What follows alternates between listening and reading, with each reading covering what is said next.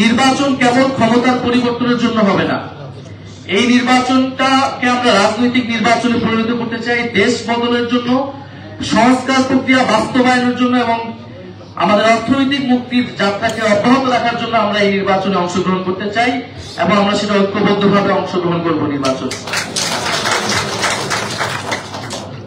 আমরা দেখছি দেশ আজকে বিভাজিত হচ্ছে,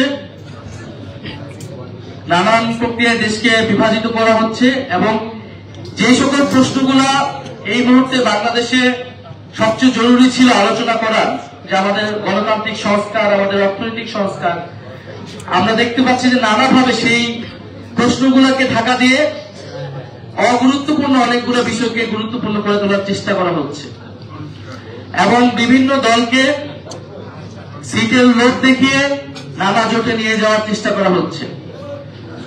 আমরা এই সকল যে অফার বিভিন্ন দল থেকে আসছে আমরা সেগুলোকে সাদরে প্রত্যাখ্যান করি এবং আমরা মনে করি যারা সংস্কারের পক্ষে, বাংলাদেশকে একটি সার্বভৌম এবং মর্যাদাবান রাষ্ট্র করার পক্ষে লড়াই আমরা এতদিন করেছি, আমরা ঐক্যবদ্ধ থাকব। ফলে এই জোটটা কেবল নির্বাচনী জোট না, এই জোটটা মূলত রাজনৈতিক জোট।